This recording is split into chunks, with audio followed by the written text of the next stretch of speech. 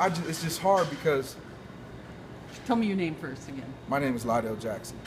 So, Lydell, what is different in the lived experience for a black person in Lima than a white person? Policing, Yeah. the way you can be profiled here. Tell me what happened to you.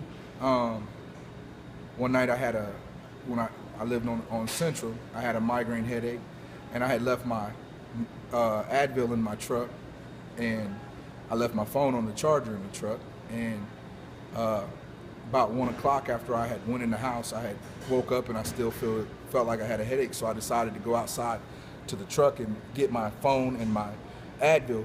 My phone wakes me up in the morning, plus my head was still hurting, so I went out to get it because I didn't have a home charger. And I went outside. My truck sits kind of high, as you were with me. Yeah. So I had to climb in the truck to get my phone and the Advil from the center console. And while I was in my truck, the police rode by. They rode by. They stopped. Parked behind the truck, which I'm still oblivious because at this point I was checking my phone for missed calls and messages, and as I'm doing that, I get my stuff and I'm getting out of the truck. By this time, they have gotten out of their car and start to walk around to the front of the truck. When I got to the front of when they got to the I'd say the rear bumper, I had already gotten out and proceeded to walk around the front. And as I walked around the front, one went onto the sidewalk and said, "Hey, excuse me, what's your name?" And I said, "Why? What happened?" He says, "What's your name?" I said, "My name's Lydell. What happened?" He said, "Do you have any ID?" I said, "It's in the house." He said, "So what's your whole name?" I said, "Are you going to tell me what's going on?" And then he said, "Ask me again, do you have identification?" I said, "It's in the house." He said, "Well,"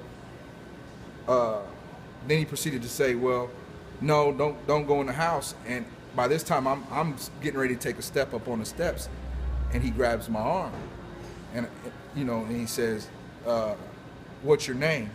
And I said, "Sir, please don't grab me. That's assault." And when I said that, the other policeman said, "Lock him up. We don't have time to play with him." So then I'm proceeding to ask them, why are you, ask the question, what do you want? What happened? The officer said, "How do we know that you're not breaking into that truck?" With the keys in my hand and the keys still in my hand as I'm being cuffed, I chirped the alarm. I said, "You ask. That's how you know that I'm not breaking into my truck." And he says, "Well, this is a high crime area." And my thing is, this whole city's a high crime area, if you want to be technical about it.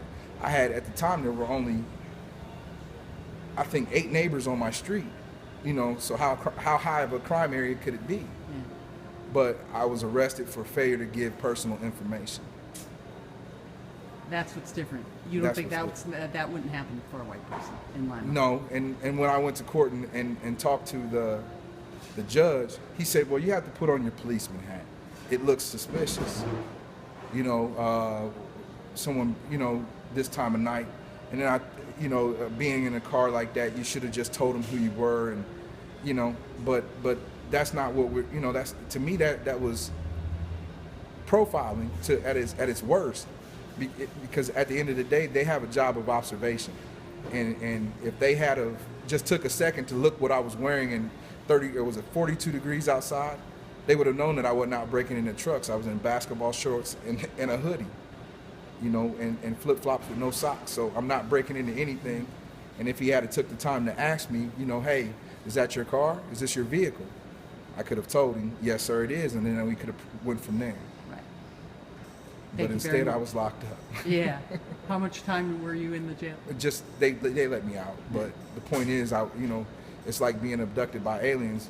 You tell someone it happened to you, they don't want to believe it, unless they are, they've been abducted themselves. Thank you.